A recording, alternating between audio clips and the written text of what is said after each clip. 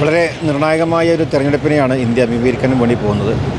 മുസ്ലിം league അതിൻ്റെ സ്ഥാനാർത്ഥികളെ പ്രഖ്യാപിച്ചിരിക്കുകയാണ്. പൊന്നാനിയിൽ അബ്ദുസ്സമദ് സമദാനി സാഹിബും മലപ്പുറത്ത് ഇ ടി മുഹമ്മദ് ബഷീർ സാഹിബുമാണ്. വളരെ പരിചയസമ്പന്നതയുള്ള രണ്ട് നേതാക്കന്മാർ ഈ പാർലമെൻറ്റിൽ ജനവിധി തേടുമ്പോൾ വളരെ പ്രതീക്ഷയോടു കൂടിയാണ് ആളുകളത് കാണുന്നത്. വളരെ ഭൂരിപക്ഷം വർദ്ധിക്കുമെന്ന പ്രതീക്ഷയുണ്ട്. ഈ രണ്ട് മണ്ഡലത്തിലും UDF നടത്തിയിട്ടുള്ള അല്ലെങ്കിൽ മുസ്ലിം ലീഗിൻ്റെ സ്ഥാനാർത്ഥികൾ MP മാർ നടത്തിയിട്ടുള്ള വികസന പ്രവർത്തനങ്ങൾ, പാർലമെൻറ്റിൽ അവർ നടത്തിയിട്ടുള്ള ഇടപെടലുകൾ, ഇതൊക്കെ ജനങ്ങൾക്ക് ബോധ്യമുള്ളതാണ്. അതുകൊണ്ട് തന്നെ ഈ ഒരു തെരഞ്ഞെടുപ്പ് മുസ്ലിം ലീഗിനെ സംബന്ധിച്ചിടത്തോളം ഒരു രീതിയിലുമുള്ള ഭീഷണിയില്ല. വൻ ഭൂരിപക്ഷത്തിൽ രണ്ട് സ്ഥാനാർത്ഥികളും വിജയിക്കും എന്നുള്ളത്.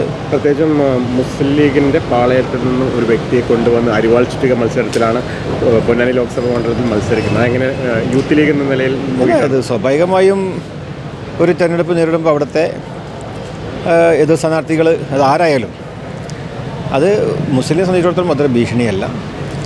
അത് നമ്മളൊരു ജനാധിപത്യ രാജ്യത്ത് നമ്മൾ എതിർകക്ഷികളെന്ന് പറയുന്നത് നമ്മുടെ ഓപ്പോസിഷൻ പാർട്ടി അതാരാണെന്നല്ല നോക്കുന്നത്. നമ്മൾ ഭൂരിപക്ഷം വർദ്ധിപ്പിക്കുക. അവിടെ ആര് എന്തായാലും നമുക്കൊരു കോട്ടവും സംഭവിക്കില്ല എന്നുള്ളതാണ്. പ്രത്യേകിച്ചും ഇനി രാജ്യസഭാ സീറ്റ് വരാൻ പോകുന്നു. അത് പ്രത്യേകിച്ചും യൂത്ത് ലീഗിന് ഒരു പ്രാതിനിധ്യം ഉണ്ടാകുമോ?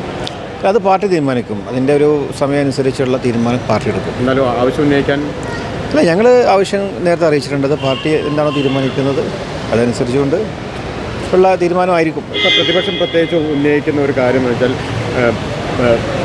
യൂത്തിനെ പരിഗണിക്കുന്നില്ല എന്നൊരു വിഷയമാണ് മുസ്ലിം ലീഗിൽ ഉന്നയിക്കുന്നത്. അത് പ്രതിപക്ഷത്തിന് മറ്റൊന്നും പറയാനില്ലാത്തതുകൊണ്ടാണ്.